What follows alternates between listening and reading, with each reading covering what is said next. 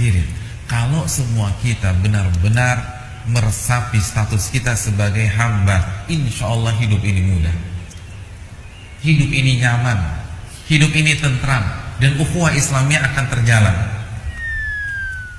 Hadirin, yang bikin kita sengsara di dunia ini kan karena kita jadi hamba dunia. Yang bikin kita stres, galau, itu kan karena di otak kita tuh dunia. Hamba itu punya sesuatu atau nggak punya sesuatu? Nggak punya sesuatu. Kalau kita bisa memahami konsep ini, itu hidupnya lempeng banget.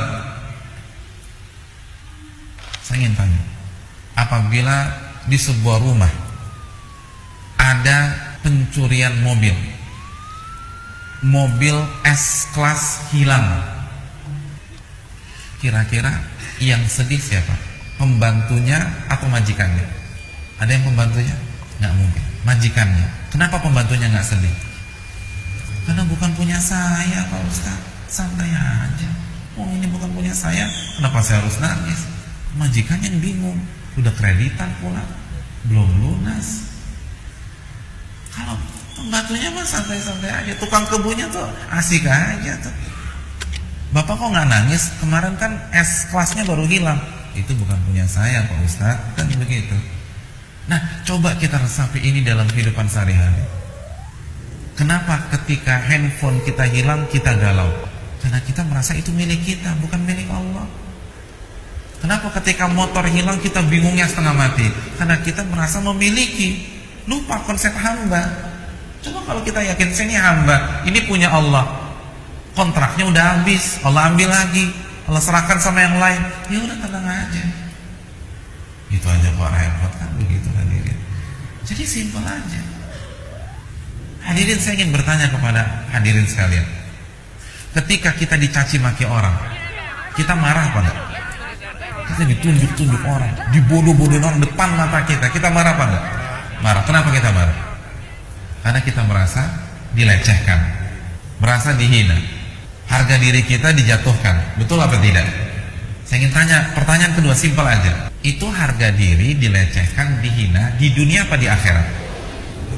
Di dunia. Bukan dunia lagi yang ada di otak kita. Coba kalau orientasi kita akhirat, nggak akan stres. Uang kita 50 juta dibawa kabur orang, galau tidak hati kita? Galau. Kenapa demikian? Ustaz, simpel Ustaz, uang saya hilang. Saya mau tanya sama Bapak, hilangnya di dunia apa di akhirat? Di dunia. Dunia lagi kan di otak kita. Kita difitnah dan digibahi orang, marah? Marah. Kenapa marah? Karena nama baik saya rusak Ustaz. Rusaknya di mana Pak? Di dunia apa di akhirat? Di dunia. Bukan dunia lagi.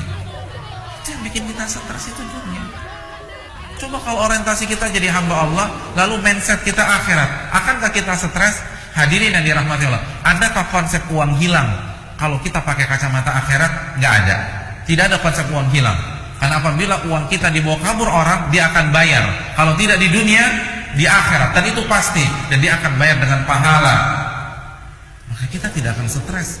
Karena yang membuat kita stres adalah ketika kita merasa uang kita nggak balik. Ketika kita yakin uang itu akan dikembalikan, bahkan dengan bonus, dengan hal yang lebih baik, yaitu pahala, kita akan santai. Kalau kita mindset kita akhirat, kita difitnah dan digibahi orang, kenapa Anda harus marah? Bukankah orang yang memfitnah dan menggibahi Anda itu akan mentransfer pahalanya pada hari kiamat? Kok dikasih pahala marah? Atau kalau dapat transferan duit senang apa enggak? Setiap hari ada orang yang transfer antum 10 juta, senang? Senang. Nah sekarang kenapa ketika ada orang setiap hari kasih transfer pahala kita marah? Kenapa harus stres? Anda stres karena di otak Anda tuh dunia. Anda takut nih, yang Anda dapatkan semua di dunia tuh hilang. Itu yang Anda takutkan. Jadi aneh ya manusia ya. Yang mengecewakan mereka selama itu dunia, tapi masih aja setia sama dunia. Yang membuat mereka sakit hati selama ini dunia, tapi masih aja mau jadi budak dunia.